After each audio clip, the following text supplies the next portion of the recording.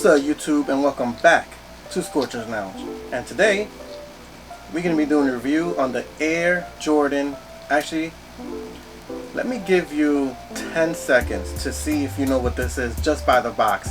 Comment down below if you guessed it. Don't be cheating. Damn, that means I can't write it on the title. Air Jordan 2009. Hit the intro.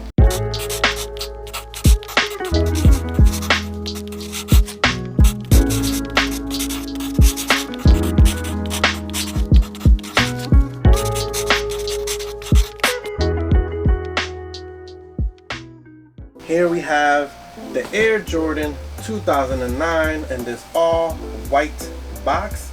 It's pretty weird, pretty bulky and out of shape. Like it definitely messes up all my boxes when I stack them, you know, in my cages.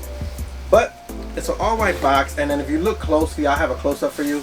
It'll have a whole bunch of lines and not scribbles, it have a whole bunch of indented lines right here under the Jordan black logo.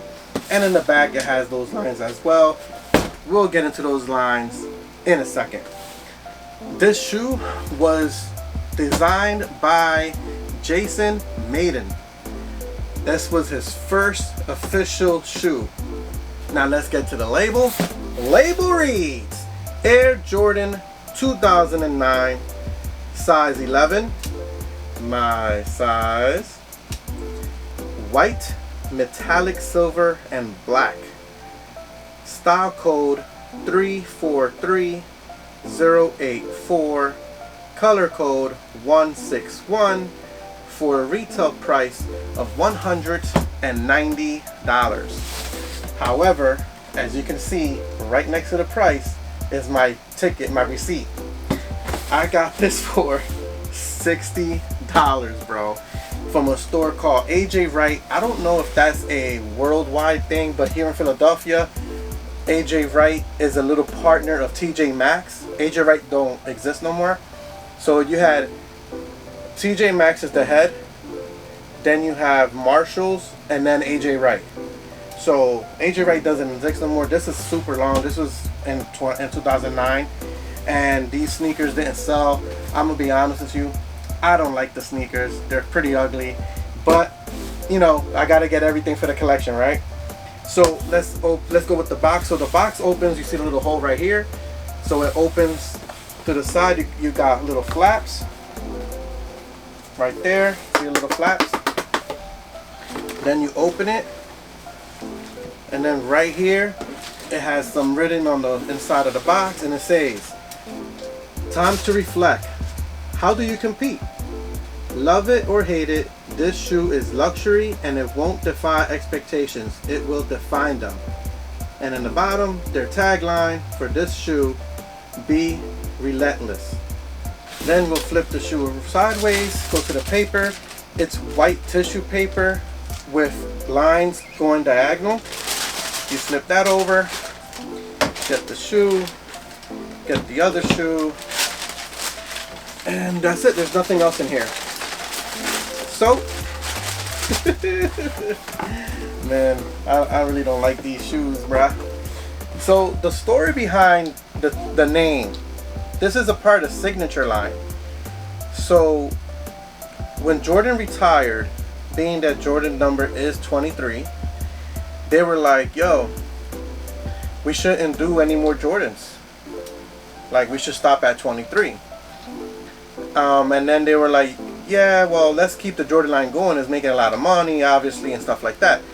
So they were thinking about stopping at 23. But a year later, they came out with this, and they started calling them by the year. So you have Jordan 1, 2, 3, 4, 5, 6, 7, 8, 9, 10, 11, 12, 13, 14, 15, 16, 17, 18, 19, 20, 21, 22, 23. And then that's where it stops. Then it goes 2029. Then I'm gonna do the other video some other time, but it got the 2010, 2011, and 2012. For 4 years, they stopped using the numbers. All right, so let's get into the shoe. Start with the bottom. Bottom is all white with a little sprinkles of black and gray on there. in the middle of the Jordan sign with the shank plate, kind of similar to the Jordan 11. Same kind of pattern. Then when you flip the shoe over, you have an all black midsole. However, you're gonna see a little marble effect on the midsole, and you can see it good on this side. Is a lot more gray, on this side is a lot more darker, but every shoe has a different marble effect.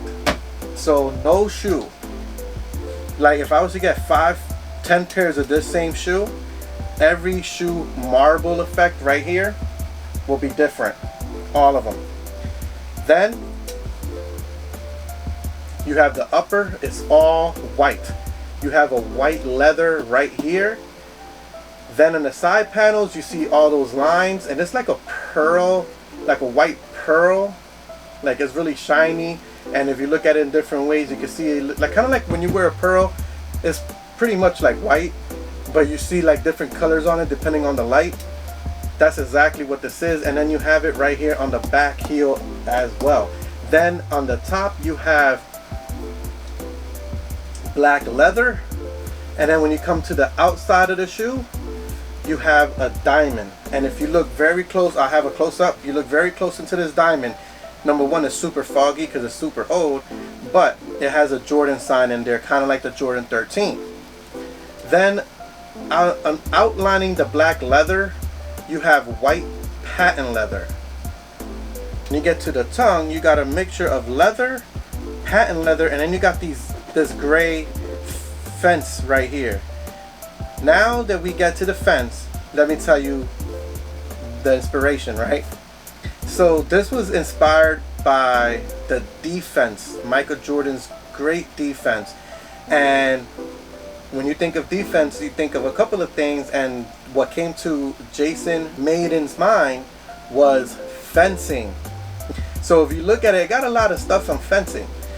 So the costumes usually have that weird feeling, kind of like it does in the side panel. Then all the gray in this shoe is like, you know, the cage mask that you wear, it got that little fence, real super small fence cage mask. That's what all this gray right here on the sock liner is, all that material. And then when you come to the tongue, you have that same material right there and a little one right there. You have patent leather, and in the bottom of the tongue it says Jordan. Now the good thing is, not the good thing, but the one thing I realized when I had the bottom of the shoe and it said Jordan, when you turn it around, it still says Jordan. So I'm gonna have a picture here and then I'm gonna flip it, and it still says Jordan the same exact way. I thought that was pretty cool. When you get to the bottom, you're gonna see that all the gray pods look like slices, like, you know. So that's more of the fencing inspiration right there. When you get to the tip of the tongue, you have the Jordan logo engraved right there. You have all white laces with Jordan logo on the silver tips. Let me take this out so I can show you. Okay, so this comes with a shoe tree, and then the inside has all black insole with the white Jordan logo. You can see a little bit of ankle support right there inside, but that's kind of the story behind this. Like they didn't want to tarnish the 23 and keep making 24, 25, 26, 27, you know what I'm saying? They end up going back to that in 2008. I mean 2008. They ended up going back to that in the Jordan Retro 28. So in 2013, they saw that these things were not selling. They needed a little bit, like basically for 4 years, Jordan brand sucked. You know, it was basically like all technology, but not kind of cool looks or anything like that. So they end up getting Tinker Hatfield after a long time, finally getting back on the shoe. He came back with the Jordan 28, and I'm gonna have a review some other time about that. But we'll talk about that later. But that's just the story on why this started at 2009. And oh, okay, in the back heel it says Jordan as well. And then like I said, if you turn it around, it says Jordan again. Oh, hold on. I didn't even see this. Is this a sticker? There's a little dot right here with letters. I'm trying to see if I can make it out. Oh, is that a sticker? I think that's a sticker.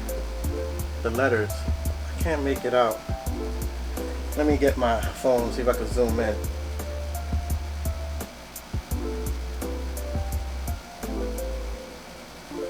Holy shit, my guys. I found something very small detail, but it's cool because, you know, I never knew. I never wore these. Matter of fact, I'm going to wear these today. Just cuz.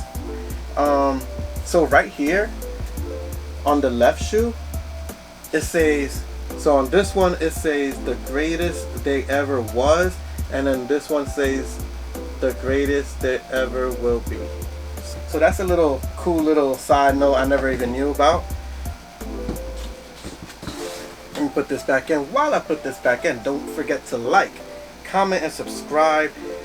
Tell me what you think about these. Tell me what you think about these Jordan 2009. That's the name of them.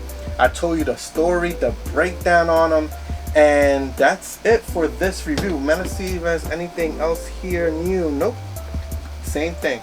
So that's it for this review of the Jordan 2009. I know for a lot of you guys, first of all, I'll put it like this before I get out of here. This is what they look like on foot, you know what I'm saying? With a little something light. Let me see if I could.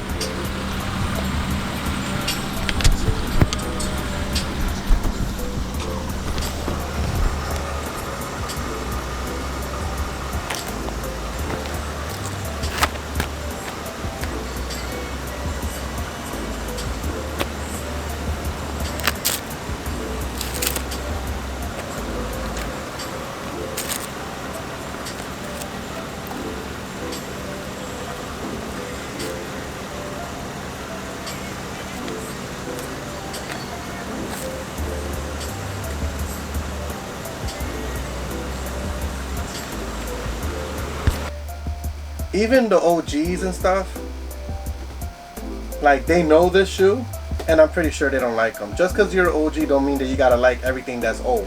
I do not like these at all. If it wasn't me paying $60 for them, I never would have got them.